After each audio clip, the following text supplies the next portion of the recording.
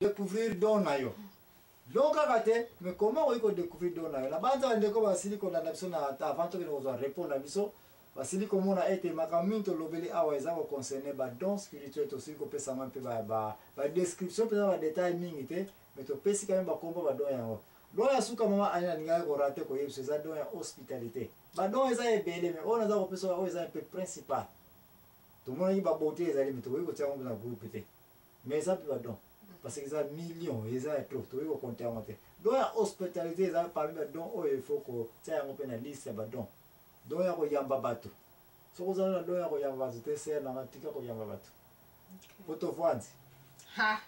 Sarté. Sarté ou sarté. Mais bateau bazali ba eba ko yamba bateau, ne tia ba mari de Magdala wana za ko mona. Donc na bango bato bawe bele ko yamba bango bato pe bazali na ndako na bango soki bato bazate bazomona ke vie ezate na don wana bato bele ba profita na yango kokoma pe na mbongo kozanga pe piaka kozwa pe lusungi na tango yelie kozala pe na bato bele koleka kutu ministre so salisa ifeti na ye bato bazala don spécialisé soki par exemple tana bango kokenda sa likambo okanisa ke si so kufi okanisa nena na kufi président cortège pour une idée hospitalisée. Mais donc yango maman comme zone ngoloba donc ce que ça ya yote ko simba ya mote eza danger za ka munduki ozevite oza ko simba na gashi de ko beta yo e ko beta pe batu mususu eza bombe siko na ba don yo so pesi doni nezali meilleur. Merci mingi donc le qui meilleur c'est na ngai ba don yo za meilleur parce que bimisa piso za ko bela zoto nyo so ko mona mutabimite ya la fièvre. Badon nyonso ali important mais dewa eleki très important na badon nyonso tika oyo kanga malamu tika pe bandeko bayo kanga malamu do yango ngai te mais Jésus Christ mtali révéla ki biso yango ete na badon nyonso tozali kowela na mokili tozoboma tana biso ya pamba do eleki monene misala ya mutu wela ba fruit de l'esprit qui est ba fruit de l'esprit kolingana. Donc bolingo soki ezali na mutu soko olingi bato nyonso mokili tia yango na mutu ke wana nde don kolo ezali kowelela wana eza final don mosusu oyo kolo arevele biso lisusu owelaki paster owelaki diake owela don nini olingi owela sava malamu mpona obimba nini mutu oyo ya solution yo mutu tokotalela parceke don yayo eza kongala mais na badon nyonso oyo don mosusu ayebisi biso ke eza na mutu nyonso oteya sango malamu ya ye nkolo yesu mais siko oyo akowela wana mpe don akowela kosimba nango te mpo mingi mpe tomoni bazowela bazalaka bapaster kote kokamba bato zero koteya zero yango nauti koloba ete don soki eza nango ya yo te bombe ya mosusu mpe olobi yo don na ngai ya ngai mais eza mosusu babosanaki eza nzambe mutu ataye wana yango tokobake découvrir nini don na yo soko découvrir don na yo ezali ocomprendre ke nzambe apesi eloko oyo ya yo mais soko oza kowela par exemple ke mama wana ye mutu azalaka mama caissière yango wana azalaka ere mosu adefina nouveau akesi lingomba aki asalina bacommerce azongi yango wana vraiment fo nayebi nanga te mais yo soki ngai naza na don ya koboma mbongo bazwi kaka libenga ya dimanche moko bapesi yo se bombela biso kese oyo ya makabo yo ozokanisa dimanche prochain so bakoya koye soki se epesa biso mbongo wana obi tika nyonso bakwanga mbango na balola yango epuis nasala nini naya kozongisa toza dimanche te oki oso bakwanga epuis lobi oyinikaki babikedi wana mardi oyo okona koteka na lendi bapasa tindi secrétaire ya église kende mbango epai ya mama te songolo kende kozwila biso mbongo tokongola elobi toza na besoin nango d'urgence ka bakoya kokoko frère boni bien bapasa mutu atindi biso na nini toya kozwa mwaki ngoma wana ya tokongolaki lobi abokanga bino porte ndako na kanda bolimbisa ngai natuchaki mwa poussière moko ya moke etikaki kaka mwa 20 mende wana obimi moyibi basalanga bongo tobimi moyibi moyibi don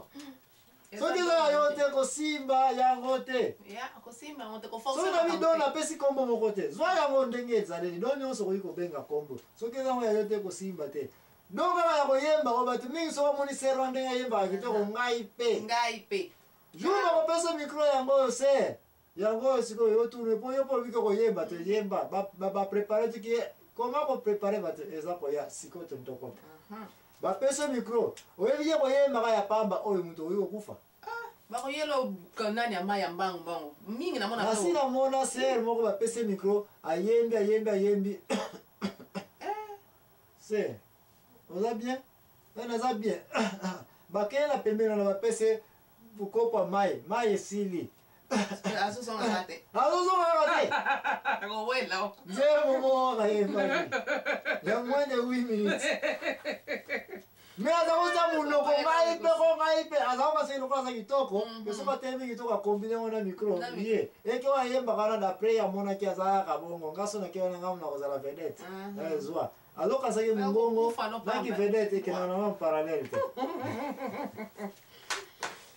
makamze ko lobela awa ki yeto mtokota sikoto bani na boya na difficulté ko yeba pourquoi mutoko wele don oya yote epese difficulté c'est parce que mama ani bama kambo etali ba don basakana kana ngote don soki ayote usimba ve sikoyo pona nini il faut mutu ayeba kaka dona ye merci mingi réseau ya mutu fayeba dona yango yo simba biki na pape na yo ndeko zali kolanda question mama ani alipona nini il faut kaka important mutu a découvrir dona ye biso nyonso na don me badon yango eza ya kolala mais pona nini faut tosala effort toyeba ngapenza don nanga nini na vie koyeba définition na vie eza malamu soki te weno wakosala mobembo ya pamba na mokili bongo bato mosusu bayeba ete babongo lor bongo yo ozala kaka kuna ovanda kaka jour nini okoba mbongo lor nzokana yo okoki koleka kutu mbongo lor oza kocomprendre o joueur ona yebi kobeta ballon koleka kidumu o nzokana yo okoki kodrible koleka kutu kidumu o mutu wana aza Michael Jordan aza mutombo abetaka basket ya bien mpo aza molai nani yebi soki yo oza mokusa okokobeta basket te découvrir ka done koma okoki kobwaka ballon na mosika mais place olingi okota sikoyo keso tuninga kitoko pourquoi faut toyeba badon na biso koyeba don na biso se na kati yango na mutu ete ezali malamu première raison mpona kounifie lingomba mpo lingomba ekoma stable partout que dans le monde toza koloba bachrétien mais toza mpe komine na société soki omoni église quelque part ma église yango eza kopela eza kotourne très bien tiango na mutu ke paster ya église wana apesi barole na bato selon badon adécouvrir bato wana baza na yango ayekoli d'abord koyeba badon ya bato keba un dirigeant kowela kogroupe bato te soki oyebi na don ya chaque mutu te mutu nyonso akoki kosala eloko nyonso mais mutu nyonso te akoki kosala eloko yango avec spécialité eza don bato nyonso bakoki kolamba kwanga mais mama na yo ya kolamba ntolola kaka garde kaka ntolola na yo kaka bato bakoyeba yo na ville wana kaka koleki mbungo na bango na ntolola wana kaka koyeba don ya mutu première importance na mpona kounifier église na stabilité na église eya na stabilité na cité eya stabilité na mboka eya na famille mpe eya yeba don ya likambo yeba don ya mutu na mutu koyeba don ya mutu eza na importance ya yo nde mutu oza na don yango mais ya société wana ekokoma stable likolo na yo deuxième raison mama ani mpona koéduke peuple donc peuple mpe azwi éducation na kati mais toapprendre na yo mutu oyebi yango mpe nonga naza kosala bamiloko baaudio bavideo n'est-ce pas parce que ngamu nazalaki kosala yango mais eza nango don na ngai te siko yo mutu adon oye okoyeba ete te micro ndenge toajuste yango eza kitoko mais voi ya mutu eza ya kobeba te mutu wana na kanal na ye kaka totia ye na boye mutu mosusu ayebi ya koyebi soki te place oyo eza boye na boye osalelaka yango bongo mpona supporte yango bien ozomona jetro bokilo nani ya moïse te ntango bakomeli na ngamu mosusu ya mai ya fleur mer rouge